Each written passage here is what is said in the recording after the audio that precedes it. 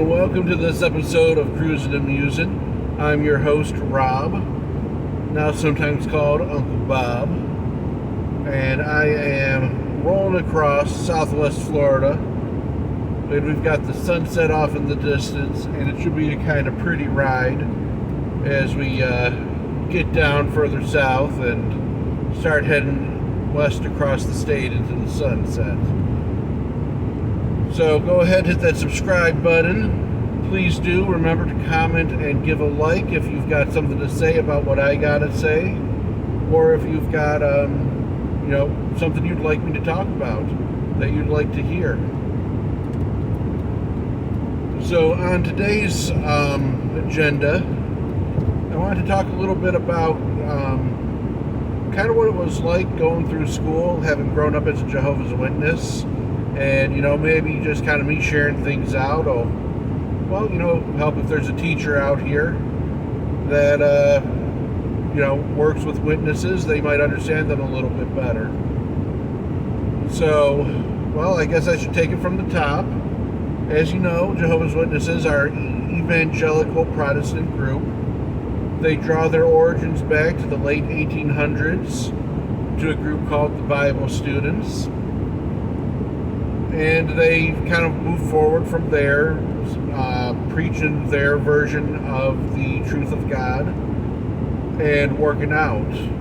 Some major differences between Jehovah's Witnesses and other Christian groups include, but are not limited to, the fact that they do not observe birthdays as celebrations.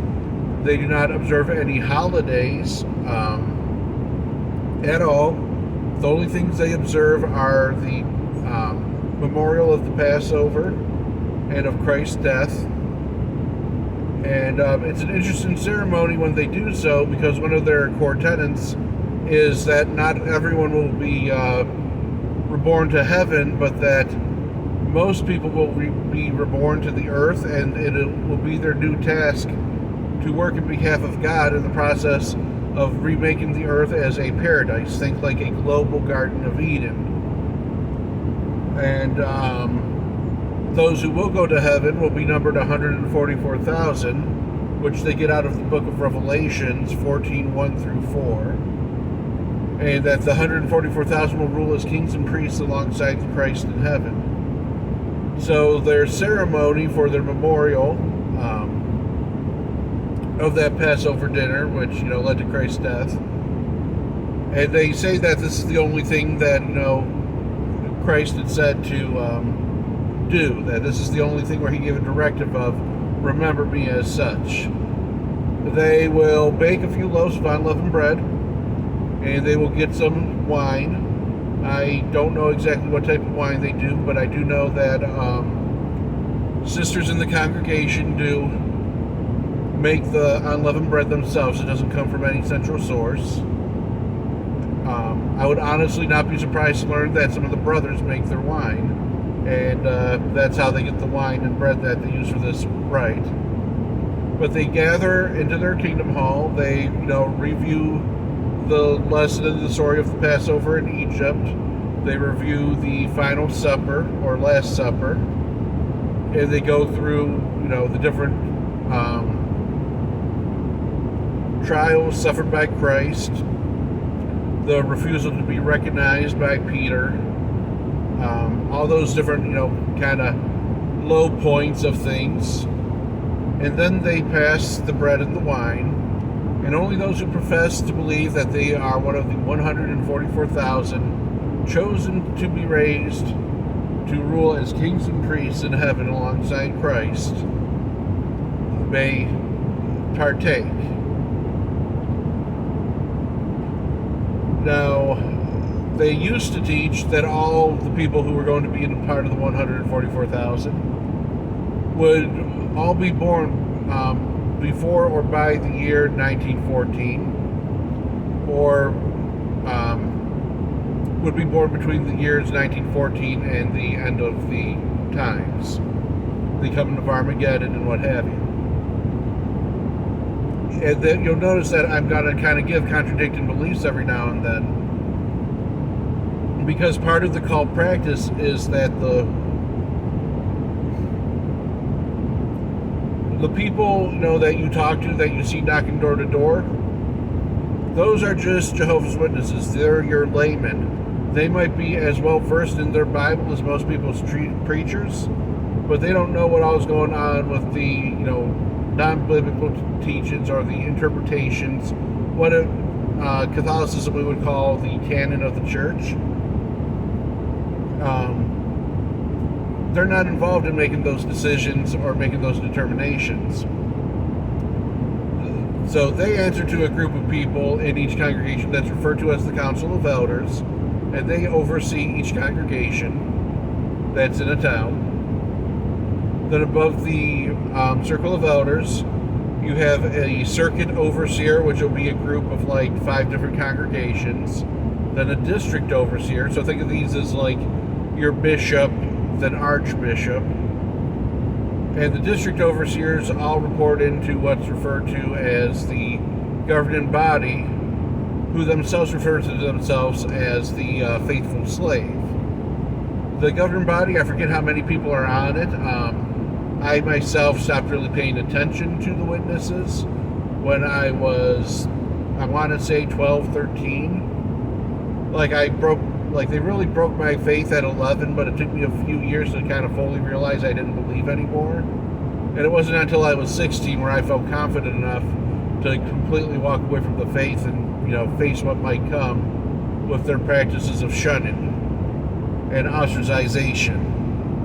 Fortunately, because I had never been baptized, I enjoy living in this comfortable place where no one expects my family to shun or ostracize me, because I was never accepted into the faith. And so that's a kind of, convenient thing of having that early on. Lost my religion, lost my faith in God, kind of recognized that I was leaning towards atheism. So, I don't have to suffer the full brunt like some people. If you had gone through the process of being baptized, you get what is referred to as disfellowshipped, and anyone who interacts with you other than those elders, specifically around the idea of you doing what you need to convince them that you have changed your ways and want to rejoin the congregation, can also be disfellowshipped and ostracized, in trouble, lose privileges. And that's part of their little pyramid scheme is, it's considered a high status thing to, say, carry the microphone around when they have their congregational meeting on Sunday. It's considered a high status thing to be called upon to give a 5-minute practice sermon where they practice very cliche ways of talking with people about God. They consider it a status symbol to go from going door to door once in a while to doing it part-time, which is like a part-time job, or doing it full-time, which is exactly like a full-time job. And then to move onward up, it's a status thing to be selected to be an elder, and you get all that false humility, like it's an honor to serve, blah, blah, blah, when really, you're starting to move upward. Another thing you should know about witnesses is that they have a huge amount of money. They're worth billions of dollars. A lot of that comes through some of the early joiners were scientists, so they hold partial patents on things like microwave technology. I know I met one fellow while I was growing up. He worked on the Manhattan Project and had become a witness afterward, partially driven by the guilt of what his work had been used for, because not everybody working on the Manhattan Project knew they were working on a bomb. Some of them thought they were just working on a new energy source. But, so they've had a very long time to work on gathering resources and whatnot. And one of the resources they leverage is, they refer to as Bethel. And that means Bethel, New York, which is a huge media creation factory almost, where young Jehovah's Witnesses that have been baptized, instead of going to college, if they, or maybe after going to college, if they manage to keep their faith through being educated, or instead of going to college, when they have, say, a talent awards, like audio, video things, or, machinery and whatnot, they'll go up to Bethel and they'll work essentially as indentured servants. They're provided room and board, and they're given a small stipend, and they work in, producing the literature, the brochures and everything full time. Now, in recent years, I know that just the Jehovah's Witnesses, as the pandemic spread, they moved into doing Zooms instead of meeting in their kingdom halls. And part of that process and cost cutting also meant them moving very far away from printing everything that they used to print. So when I was a kid, they didn't have any online resources. What they would do is they would, every couple of years, release a new version of what they call the Watchtower Library. And that would be a CD-ROM, kind of like an encyclopedia of all the books and magazines they had put into print, which they put out 2 magazines, one called the Watchtower and the other called the Awake. The Watchtower focuses on religious messaging, like directly religious, and there'll be things like what comes after, and you're supposed to give that one to people who had just lost someone and offer your condolences and whatnot. And they'll talk about different subjects in the Bible through these watchtowers. And then they have the Awake magazine, which is more around things happening around the world. So, for example, when I see my grandparents, who are still trapped in the cult, I tend to get handed Awakes that are about education, evolution, dinosaurs, meteorites, and other things.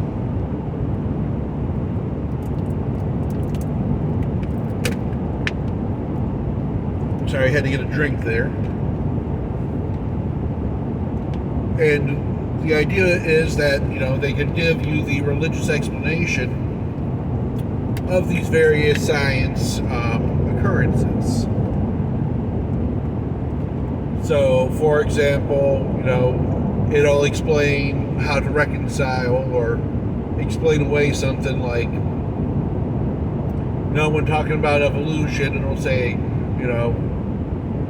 Jehovah teaches us that, the days of creation were not the way we think of days, and that each day was its own eon, and during those eons, dinosaurs and other animals were created, and he helped guide that evolution to their final form by the 7th day, and that's why there's no evolution going on now. They like to ignore microevolution and the other things that we can watch happen and observe happen.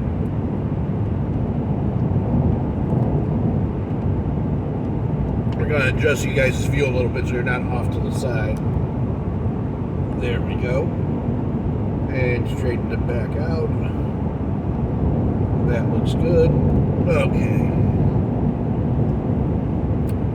So when this gets down into the classroom, you'll see that Jehovah's Witnesses, their kids tend to have pretty good reading skills because they've already been taught from a young age to kind of read for content. That's because on their Sunday meetings, they actively study these watchtowers, and they expect people to, be able to answer about whatever's being said in the watchtower.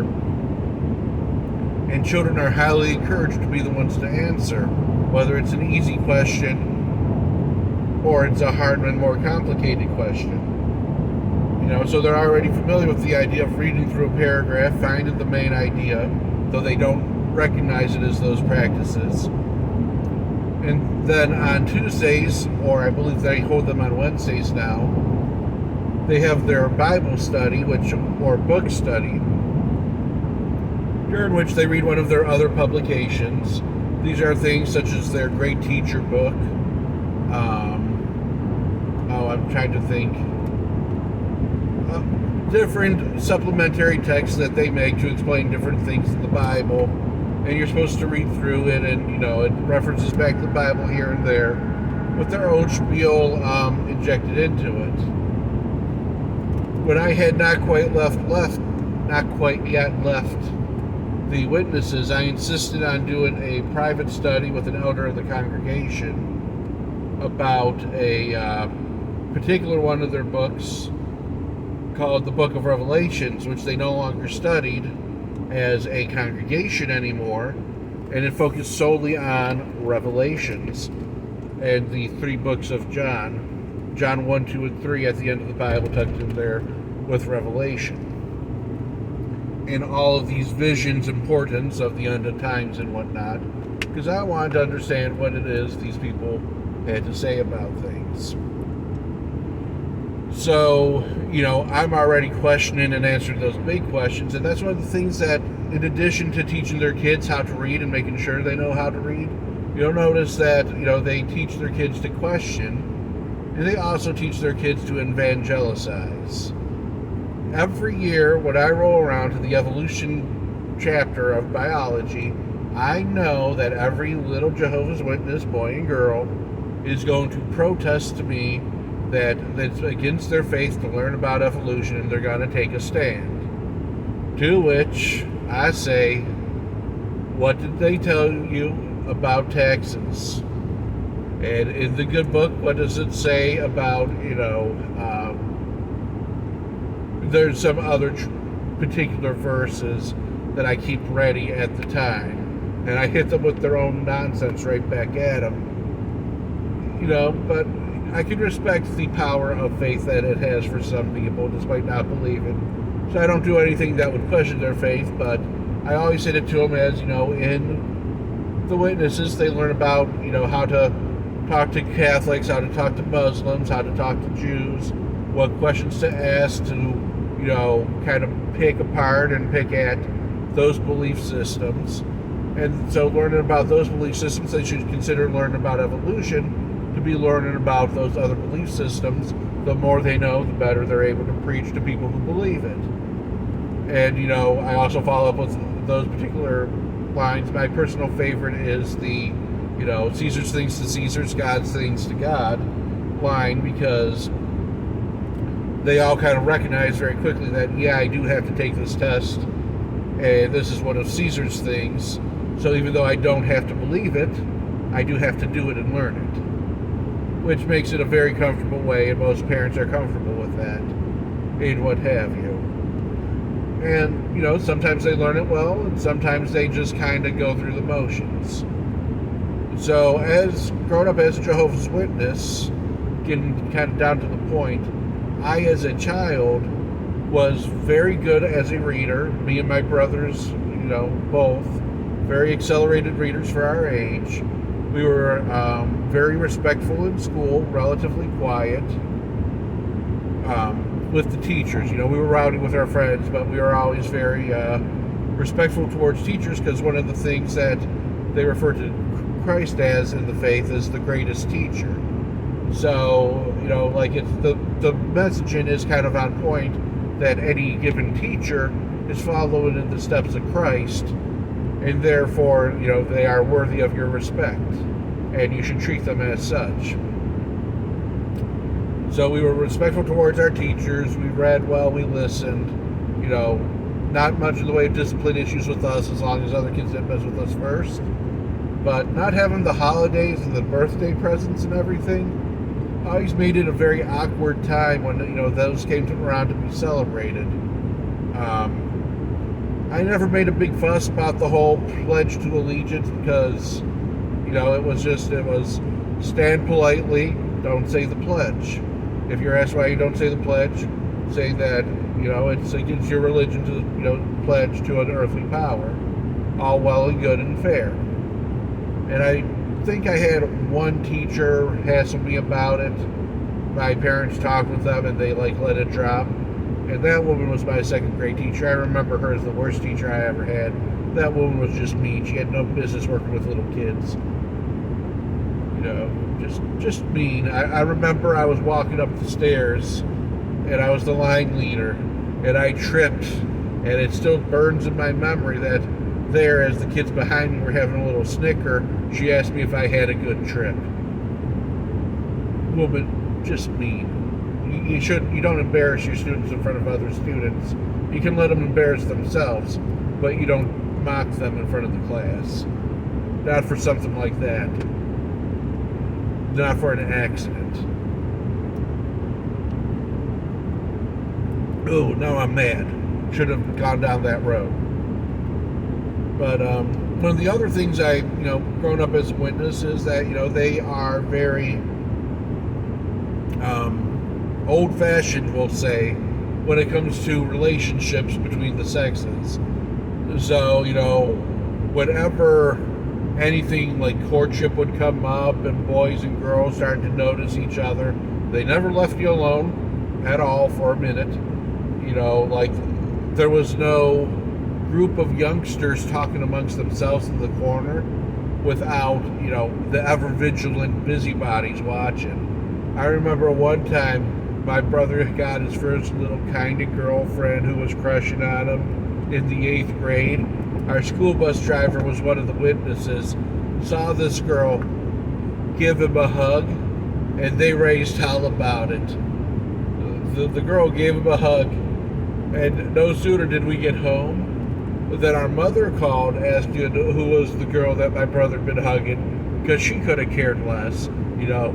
She's like, boys will be boys, girls will be girls. They're teenagers. This has got to happen. Eventually, they're going to be doing more than hugging girls. But my mother had also been disfellowshipped like 3 times while we were growing up, and then refellowshipped in the process. She wasn't exactly your well-behaved classic witness. Put it that way. Oh. Wild child she was, apparently. But so the bus driver had immediately called our mother and told her about it. And then the next time we walk into the Kingdom Hall, we're 13 and 14, my brother gets hauled into the back room by the Council of Elders and gets written the riot act, given the scary sex talk because they knew we didn't have a father in the house. Given a very stern shakedown, told that being involved with quote unquote worldly girls was a displeasure to Jehovah, and that he needed to make sure that he wasn't allowing himself to love his worldly friends more than he loved Jehovah, blah, blah, blah, blah, blah. Big, long guilt trip and everything else. So I'm telling this part to kind of explain that Jehovah's Witnesses also tend to be very sheltered. To this point, in one of the books that we were reading, in the book study, there was... And remember, kids are not very common among Jehovah's Witnesses. It's very much an old people game. So I'm in this room with maybe 16 other people.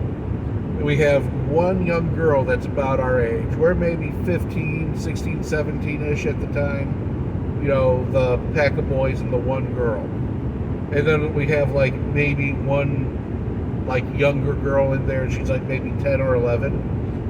And we're reading through and we're reading a passage from the Bible, and it's a passage once more from the book of Revelation. I swear it's my all-time favorite Bible book. And the passage has to do with the whore of Babylon. Oh, and in the actual phrase in it refers to the harlot of Babylon, and she is riding the 10 horned beasts that emerged from the sea, and they're basically explaining how, that the Jehovah's Witnesses view this as the Catholic Church and every other non-Jehovah Witness Christian denomination. They call it the harlot of Babylon. To them is a colorful phrase for, or the harlot or whore of Babylon is a colorful phrase for what they refer to as false religion, or all of the quote-unquote wrong Christian religions in the world. And the 10 horned beast has to do with the things that emerge from the sea, but essentially it's supposed to refer to the United Nations under the leadership of the Security Council and the twin leadership of the Anglo-American superpower. And you have to remember, a lot of this is coming out of before really the things got a little rockier between the U.S. and the U.K. So back when we were really super tight, a little less tight now. But yeah, so they're very sheltered. And she asks what this harlot of Babylon is. And then she asks, but what's a harlot, as a follow-up question after she's given the explanation. And the, 60-year-old man, I remember this fellow, he taught me to fly model airplanes.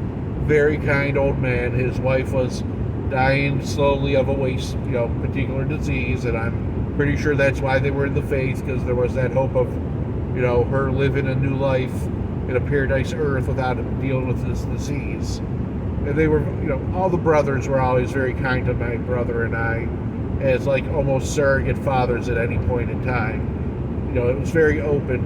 And that is the thing about the Witnesses is, yeah, there are problems with child abuse in there. I never saw it when I was growing up.